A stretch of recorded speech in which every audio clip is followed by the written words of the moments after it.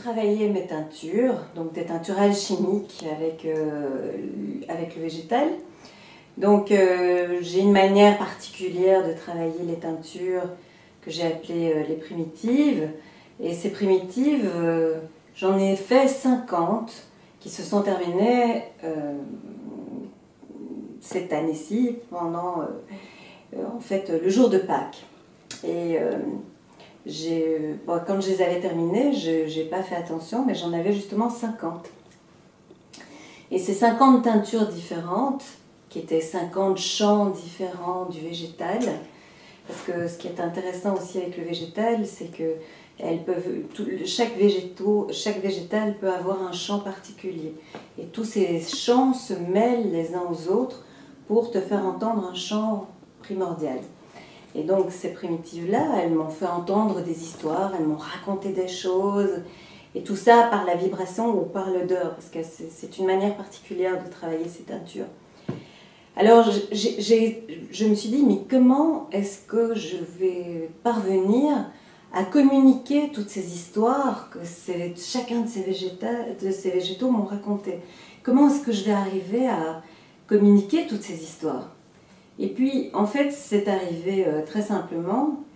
Un jour, ces teintures ont commencé par la peinture, sans intervention de ma part, à imprimer des couleurs lumière qui racontaient des choses particulières. Et donc, ça a été la naissance des étsinourotes. Alors, c'est parce que j'ai un très grand ami, un très bon kabbaliste, qui m'a trouvé ce nom. Etsinourote, en fait, c'est de l'araméen. C'est du féminin, Etsinoura, Etsinourote. Etsinoura au singulier, Etsinourote au pluriel. Et c'est une combinaison de Etz, l'arbre, de Tsinour, la peinture, de Nour, la colonne de lumière, de Tinour, les sentiers, les merveilleux sentiers.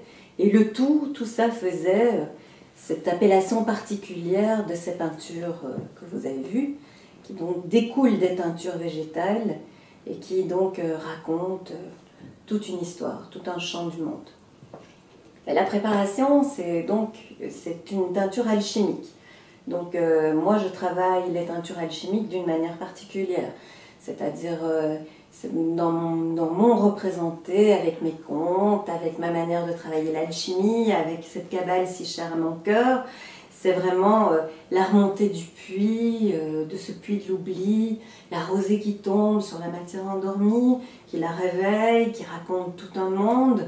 Ça peut être aussi le prince charmant, avec le baiser du prince charmant qui réveille la princesse endormie. C'est tout ça pour moi. Et donc chaque teinture qui est comment dire, faite de cette manière-là, avec cette conscience-là, dans la conscience de l'inattendu, dans la conscience du merveilleux, eh bien, toutes ces teintures-là sont la base de ces peintures que vous avez devant vous. Ce sont elles qui peignent, c'est pas moi. C'est elles qui donnent un message, c'est pas moi. À un moment donné, il y a une teinture que je vais faire, qui va me raconter, quand je vais la travailler de cette manière alchimique, comme je vous l'ai dit, elle me raconte toute une histoire. Et quand elle est faite, si elle m'appelle, ben, entre guillemets, je vais la coucher sur papier. C'est-à-dire que je vais mettre de la teinture sur le papier, puis je vais mettre certaines couleurs en fonction de ce qui vient sur la teinture. Et en fait, la teinture sera le pinceau qui fera ce dessin. Et ce sont des peintures qui évoluent, qui bougent, qui changent en fonction de la teinture qui se trouve en dessous. Et moi, je veux essayer de faire quelque chose, donc plus je suis neutre, entre guillemets, plus la teinture sera réussie. Parce que c'est pas moi qui dois décider de quoi que ce soit, c'est vraiment la teinture qui parle à travers la peinture. Chacun va y trouver quelque chose qui va le toucher. Et ça va prendre une forme que lui va décrire. Et c'est ça qu'on va trouver dans la peinture. Maintenant, objectivement, dans les peintures que je fais, il y a beaucoup d'oiseaux. Mais ça, c'est parce que ma manière de travailler est très mercurielle, donc très volatile. Donc très volatile, ça veut dire ce que ça veut dire. Donc, ma manière de travailler est assez... bah oui, il y aura beaucoup d'oiseaux. Et c'est pas voulu, mais dans toutes mes peintures, il y a beaucoup d'oiseaux, beaucoup de plumes. D'ailleurs, elles sont assez feuillues. Si on regarde bien, il y a, dans la matière, c'est feuillu. Je sais pas dire autre chose. Et comme c'est pas, finalement, c'est pas moi qui le fais, ben, c'est la teinture qui prend cette forme et cette matière.